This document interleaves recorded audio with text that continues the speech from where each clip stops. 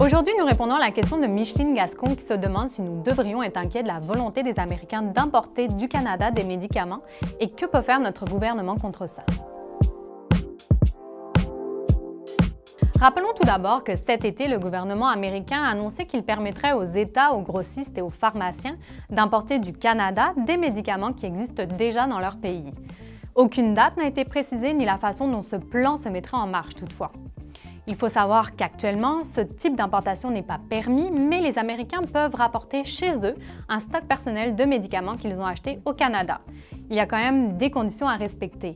Il faut par exemple se rendre physiquement dans une pharmacie canadienne, il faut avoir en main une prescription d'un médecin autorisé à pratiquer au Canada et la quantité de médicaments qui peut être acheté ne peut dépasser l'équivalent d'une prescription de 3 mois. 4 États américains ont voulu aller de l'avant et ont adopté dans les dernières années des projets de loi qui permettent l'importation en vrac de médicaments canadiens. Il s'agit de la Floride, du Colorado, du Maine et du Vermont. Des projets de loi similaires sont même à l'étude dans une dizaine d'autres États américains en ce moment. Finalement, tout ce qui manque, c'est le feu vert de la Maison-Blanche. Leur principale motivation, finalement, c'est de pouvoir acheter ici des médicaments beaucoup moins chers que dans leur propre pays. Car le prix des médicaments d'ordonnance aux États-Unis est le plus élevé dans le monde. C'est environ 3 fois plus cher qu'au Canada. Ce qu'il faut savoir, c'est que contrairement à ici, le gouvernement américain n'autorise pas le système de santé publique à négocier à la baisse le prix des médicaments avec les compagnies pharmaceutiques. Résultat, les prix sont exorbitants et ils augmentent d'année en année. Prenons l'exemple de l'insuline qui est nécessaire aux diabétiques. Aux États-Unis, une fiole d'insuline coûte environ 340 $. Au Canada, c'est seulement 30 $. Donc plusieurs Américains n'hésitent pas à passer la frontière pour s'en procurer à plus faible coût. D'ailleurs, le candidat à l'investiture démocrate Bernie Sanders a accompagné tout un groupe de diabétiques cet été jusqu'en Ontario pour aller justement acheter de l'insuline. Il n'en est pas à son premier voyage de la sorte pour justement dénoncer tout le système pharmaceutique aux États-Unis. Mais la question qui se pose, c'est comment le Canada pourrait à la fois répondre à la demande des Canadiens en médicaments, mais aussi à celle des Américains qui sont 10 fois plus nombreux que nous. C'est l'inquiétude de nombreux organismes et des acteurs de la santé ici au Canada qui craignent que le plan américain ne fasse qu'accentuer des pénuries. Mais faut-il déjà que ce plan puisse voir le jour?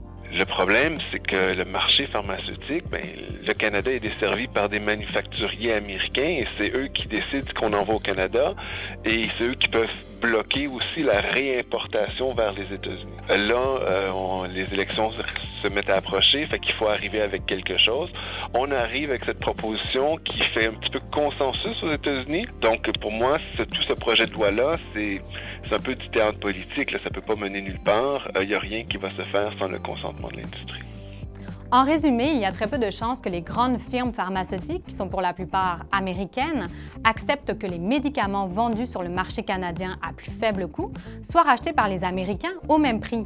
Et c'est d'ailleurs là le problème, parce que si le projet voit le jour, il se peut que l'industrie pharmaceutique décide de créer des pénuries de médicaments artificiels.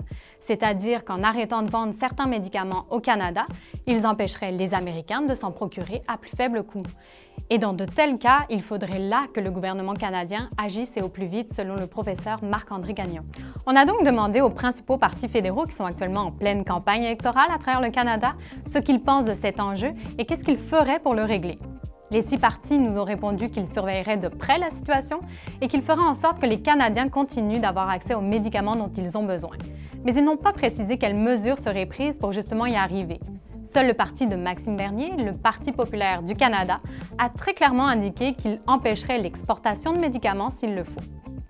Voici donc l'essentiel à comprendre sur cet enjeu d'importation de médicaments canadiens aux États-Unis.